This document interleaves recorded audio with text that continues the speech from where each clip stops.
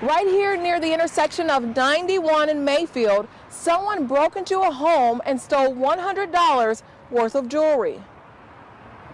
When shoveling snow, doctors say push it, don't lift, and remember to bend your legs so that you don't hurt your back.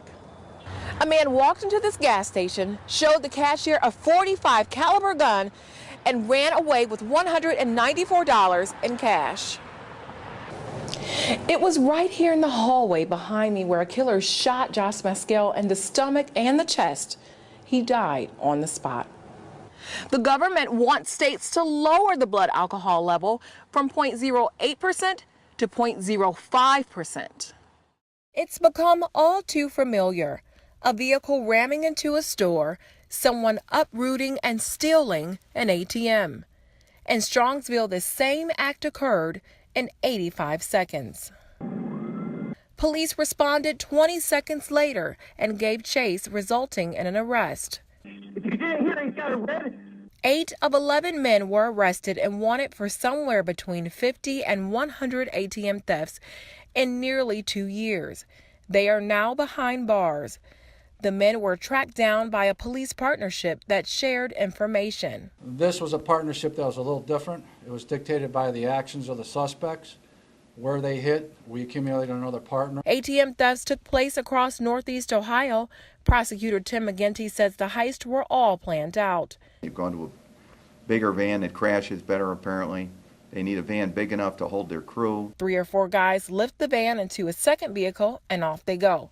They've been so bold that they've hit stores that were open. The men could face a mandatory minimum prison sentence of 19 years.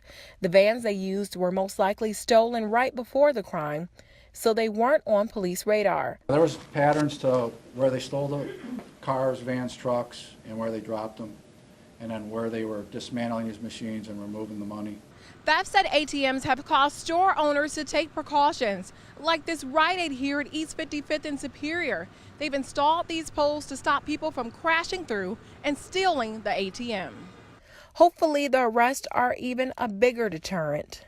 Ciarra Nelson reporting. So you're all free to go. We'll call your CSR officers. You're all done.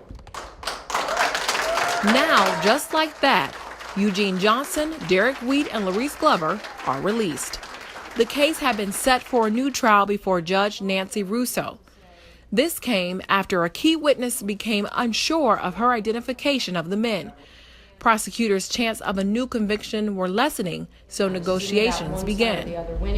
This isn't about who wins, it's about justice. For men who spent their youth jailed unjustly.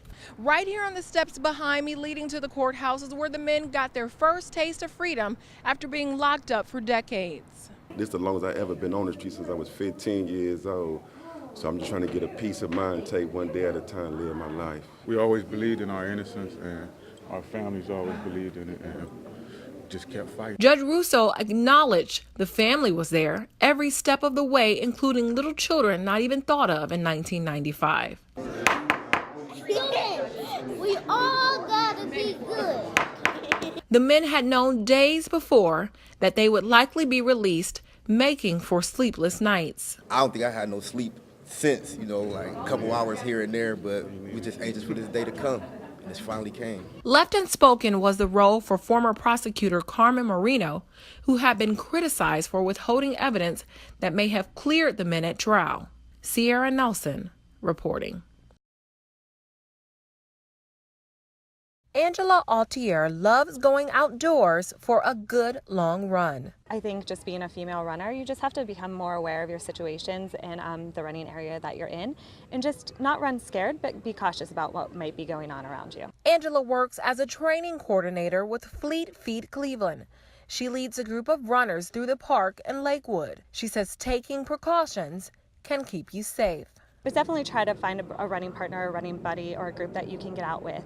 If you are running by yourself, make sure that you have your phone with you. Take your photo ID too.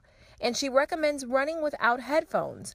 But if your music helps you keep pace. I learned a new one today. I'm a runner myself. So when I go running, I take one earbud out so that I can listen to my music, but also hear my surroundings.